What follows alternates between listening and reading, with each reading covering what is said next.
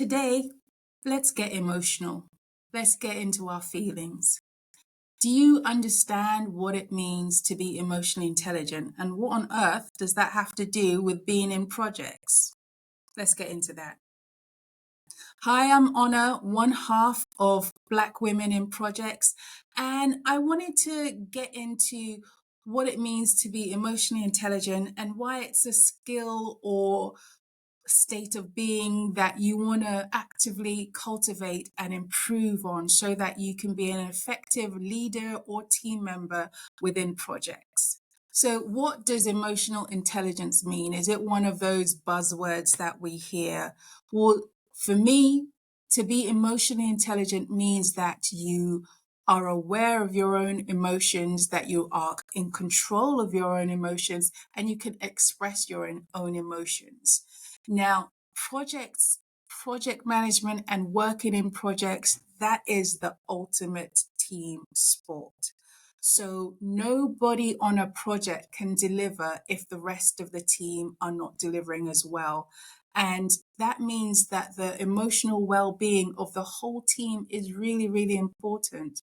So key pillars of being emotionally intelligent is about being self-aware, about self regulation, about having social awareness, about having empathy, and about motivating. So let's try and take this step by step. So, to be emotionally intelligent, it means that you understand your own emotions, you can control them, you can express them.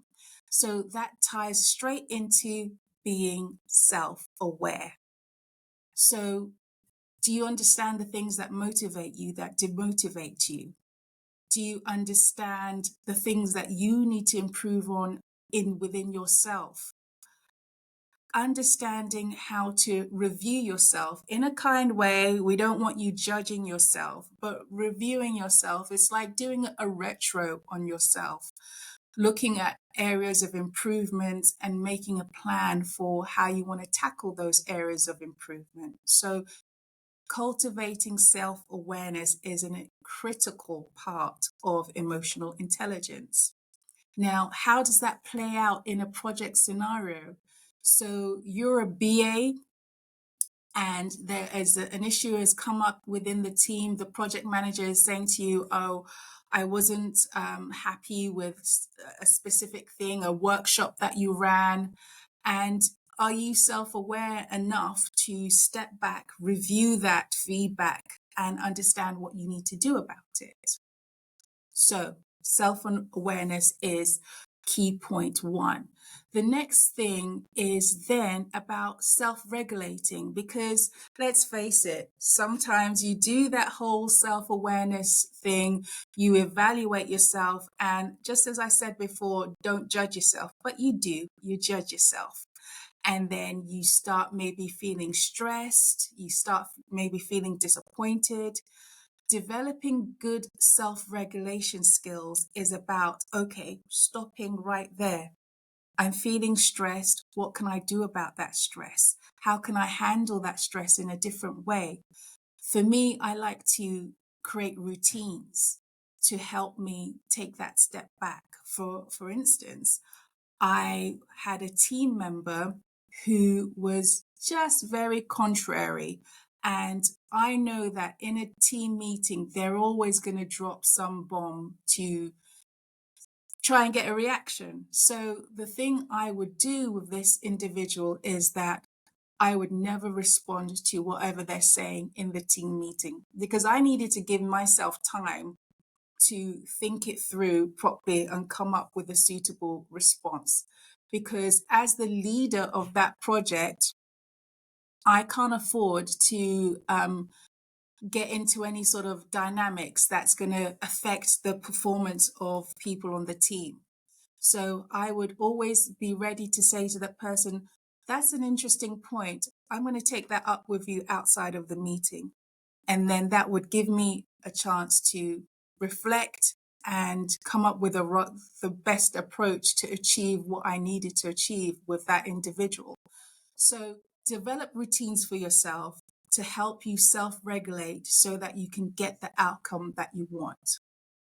Now, another key point is empathy.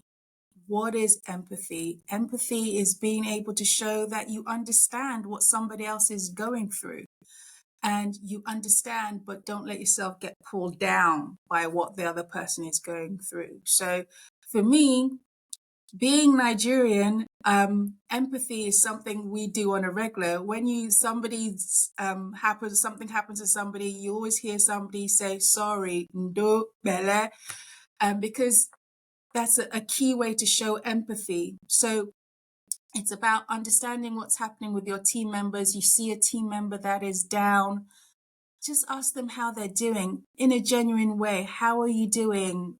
Reflect with them, and commiserate where they need commiserations. Be happy with them where they need that sort of team sharing the joy. But essentially, you want to make sure that you have the capacity to show understanding to your team members. Um, Take the time to find out what's going on with them, because, as I said, that will help with team delivery and make sure that you're able to deliver on your project. I would say the final thing in terms of developing your emotional intelligence as whether it's a project leader or a team member within projects is to understand your own interpersonal skills. And this is something that you need to be continually evaluating and developing. None of this is a one and done, because life is an ongoing thing. So we work in projects where there's a start and an end, but our lives are not like that. And you should definitely not treat your skills like that. Your skills should be about continuously learning, continuously developing and improving.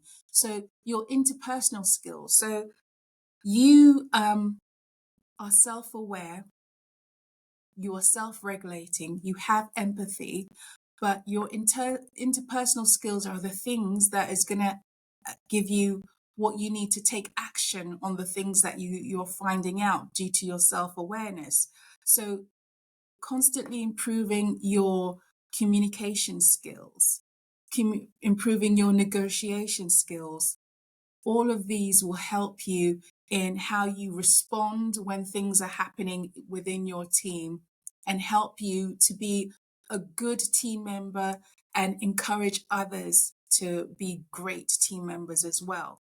So emotional intelligence is not just a word, it's not just a fancy phrase of the moment. It's something that will actually help you in your own personal life, and definitely help you be a better team member and definitely a better leader. So think through those points on self-awareness, self-regulation, empathy, and interpersonal skills. See which part that you need to brush up on. So how are you on your emotional intelligence journey? Do you feel you're there yet? Do you feel like you're right there at the beginning? Do you need any help with it? Email us, comment below, and join us as we all develop our skills to get our careers to exactly where we want them to be and where we deserve them to be. Until next time, go forth and slay.